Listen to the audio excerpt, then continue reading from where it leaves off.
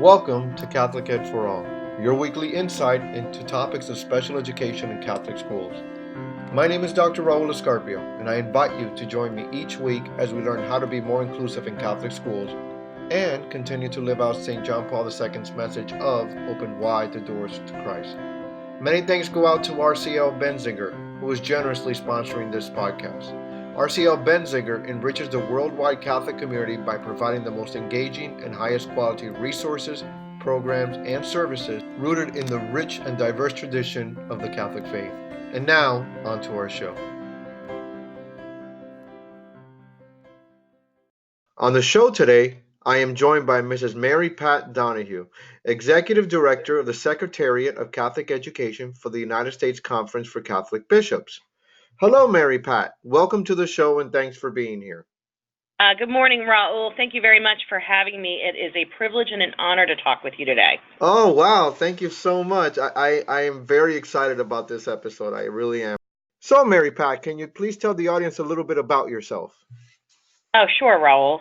Well, I've spent my entire career in Catholic education. I was a teacher, and then I became a vice principal, and then a principal. During my time as principal, the parochial school that I led was facing near certain closure. So we really rallied the community, transitioned the school to a Catholic classical curriculum. It's been wildly successful. So we went from a school that was losing enrollment every year to a school that now has wait lists in every grade and is in the process of expanding itself.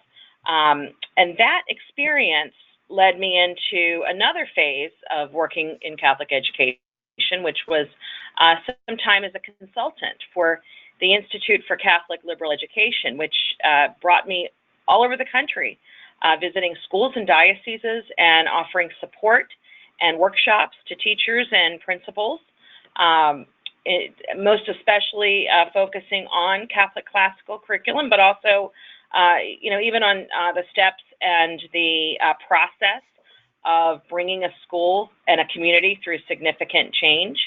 So I did that for a few years, and then I landed here at the United States Conference of Catholic Bishops. Wow. So, okay, I always ask my guests who say that they were a teacher before. What level did you teach? What grade level? Kids, all that? Sure. Primarily, I was in fifth grade, but I did did third grade at one point, then fifth through eighth grade at different points. But mostly, I was in fifth grade. Oh, fantastic! As a former fifth grade teacher, I love fifth grade. So I mean, they're the best. My Really, joke, yes, my joke is that they start understanding sarcasm at that's that right. age. So, That's right. which really helps. You were talking Yes. about classical curriculum. For those that don't know, what does that look like? Well, essentially, it's sort of a return to the church's intellectual tradition, which means an emphasis on the cohesive story of history, salvation history, and Western history. Also, an emphasis on great books, development of literacy, teaching of Latin, approaching math and science in a way that replicates sort of the way it has been done historically, trying to preserve a sense of wonder in those two subject areas, and essentially a return to the ancient trivium, the grammar, logic, and rhetoric phases of education, which is really about equipping children with the tools of learning. So that's kind of a quick thumbnail of what we mean by classical. Well, we could just have a show just about that. So we might have to do that in the future. So what does the executive director of the Secretariat of Catholic Education for the USCCB do on a daily basis? Wow, I had to take a deep breath before I said your whole title, Mary Pat. Absolutely. As do I some days. But no, my job is primarily dedicated to supporting the Committee on Catholic Education, which is the committee headed currently by Bishop John Quinn from Winona, Minnesota. And the Education Committee of Bishops are the body that essentially puts forth the vision and the priorities for Catholic education. And when we talk about Catholic education, we're really talking about K-12, higher education, campus ministry.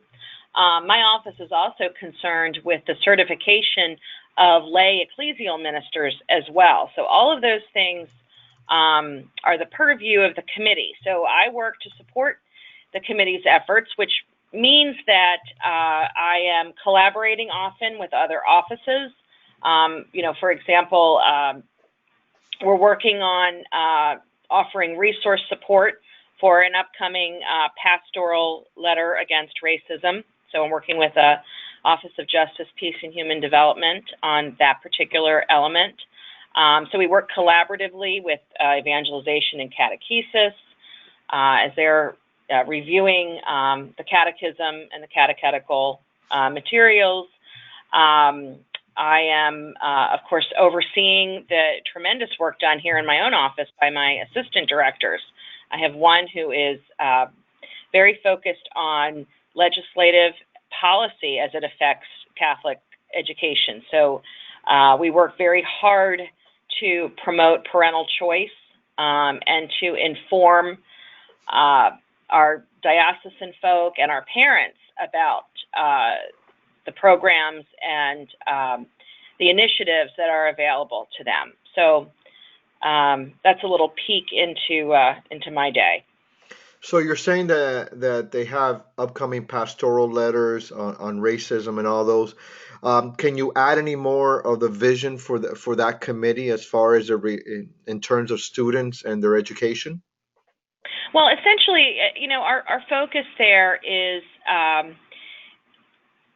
really on helping our kids from the time they're very small develop an understanding of the nature and purpose and dignity of the human person, which means that they have to have an understanding of the nature of the Creator and our relationship to the Creator.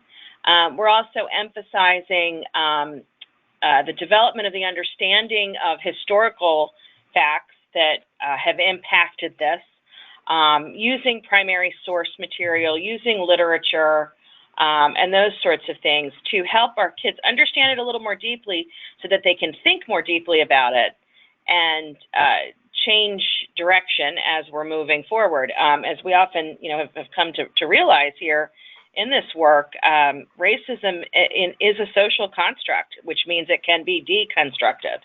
And that's part of the work that we're trying to support our teachers in accomplishing. Amen.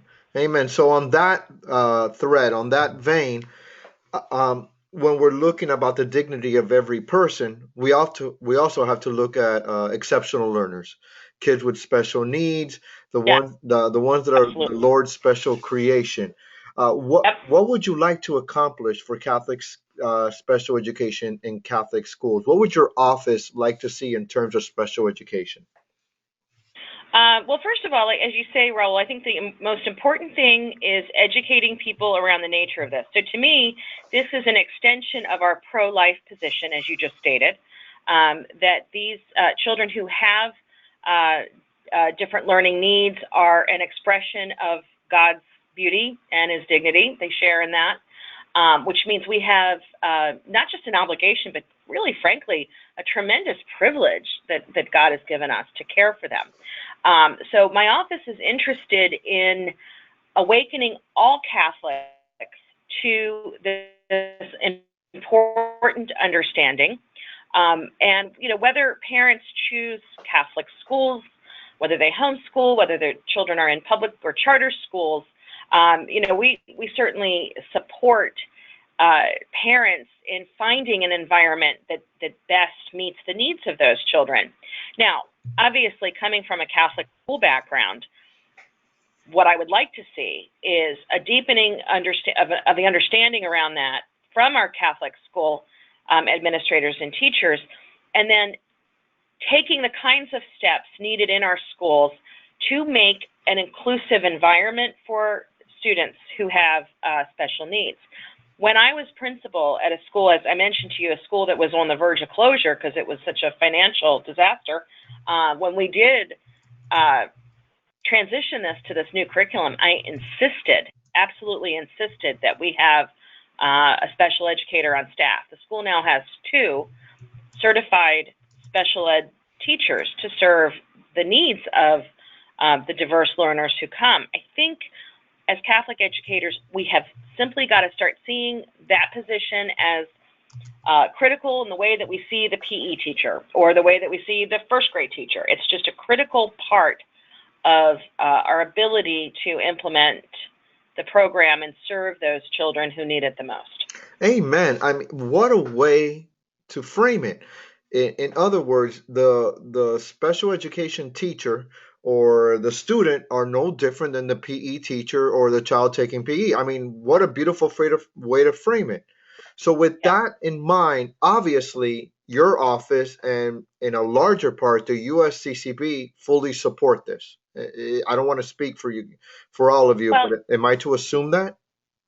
Well, sir, I mean, I don't have anything in front of me from the bishop saying this, but I Right. can tell you just my conversations with Bishop Quinn and some of the initiatives that we're undertaking. We're working with researchers to sort of take a better survey on IDEA implementation across the country. So yeah, I would say this is a priority. And as I said to you, I think it's not just an education priority, but it's a priority that also derives from the pro-life office. So I think, yeah, I can say, and for me personally, it's always been a priority. So And I can also accompany that statement by saying that it should move on into the churches as well and practice a full inclusion of all people with disabilities. I know the USCCB has a statement with persons with disabilities coming from Cardinal DiNardo and Archbishop Kurtz that they have a yeah, statement for including. So I know that they're very passionate about that as well. So yes. with that being said, what are some supports that your office can offer schools that might want to look at a program to include students with special needs? I think the main thing is to take a look at some of the excellent work that's already being done in Catholic schools and to highlight that, to direct other educators towards that, because we do have some incredible good work being done out in the field. And then also, I think to provide, even a catechetical understanding of why this is critically important. Once we do have some more data amassed, we'll be sharing that widely, of course, too. And then just to help people begin thinking about it in terms of an important part of our mission. We talk about, we as Catholic educators, you'll often hear us say things like, we bring the gospel of Jesus Christ to our children. And I can just tell you, Raul, when I was principal at St. Jerome Academy in Hyattsville, Maryland, as I told you, that the special ed services were critically important to me. And the teacher that I hired to direct the program, his name is Edward Beal. He's excellent. He and I were talking about what would our philosophy be? How are we going to frame this? And, he chose the gospel story of Zacchaeus. If you remember the story of Zacchaeus, Yes. wanted to see Jesus, but he was too short. He had short stature, so he had to climb a tree.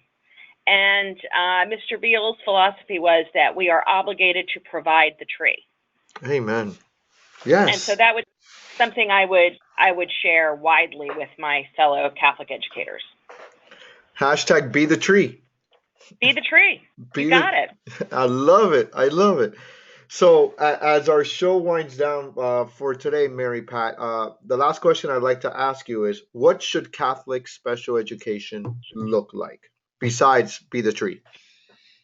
Besides being the tree, yes. Well, that's the philosophy. So it starts with that understanding, and then I think it needs to involve a couple things. First and foremost, Catholic special education, and I would say special education teachers have an important role in the continuing education and formation of classroom teachers.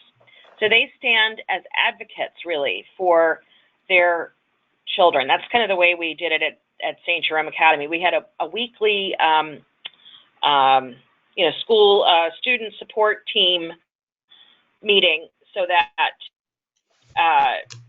concerns could be brought so that we don't have children falling through the cracks. Because, one thing, Raul, is that when we think about special education students, we often think about, kids who are coming to us already identified as such. But the reality is that they're already among us.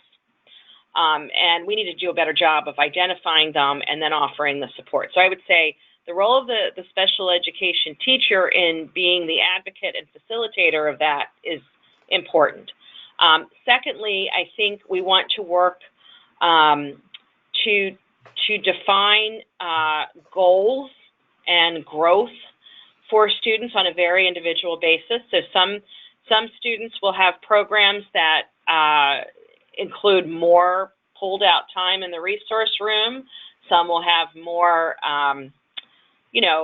inclusion in the regular classroom with support. Others will look different. It may just be a check-in kind of thing. But I would also say that, and the third thing is the bringing the parents in and helping parents to see us as their partners, that we accompany them in this journey. And, all of us have had the experience, I've certainly had the experience, even with 2 special ed teachers on staff, of having to come to the conclusion that we were not able to meet the needs of particular students. And when that happens, what my philosophy then was, it's not a question of, okay, this is no longer important to us. Then we transition to supporting the parent and offering our assistance in any way that we can to help the parent navigate the programs that are offered, in the public sector and with public schools. So, I think it's a hands-on. It's not a one-size-fits-all, but so it needs to be, advocacy, education, and accompaniment of families. Absolutely. Including the families. I love the way that you put that at the end. So, Mary Pat, I want to thank you for being on the show today. I wish you nothing but prayers and blessings as the executive director. You have our prayers, and thank you so much for being here. Many blessings. You are most welcome. It was a pleasure, and I hope I can come back sometime. Oh, absolutely. Be careful what you ask for. It might just happen. So, have a great day. You too, Raul. Thanks so much. Well, that's it for this week. If this podcast was a blessing to you, can you please head over to iTunes and subscribe and give us a review or a rating? It really does help other Catholic educators find the podcast and use it as a resource. Thanks again to the amazing people at RCL Benziger for generously sponsoring this podcast. Check out their new resource for Catholic schools, Blessed Are We, Faith in Action, which enables teachers to share the love of Christ with children who have special needs. Visit rclbenziger.com to learn more.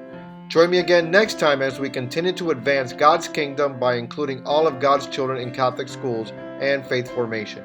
Until then, this is Dr. Raul Escarpio. Thanks for listening, and may God bless your day.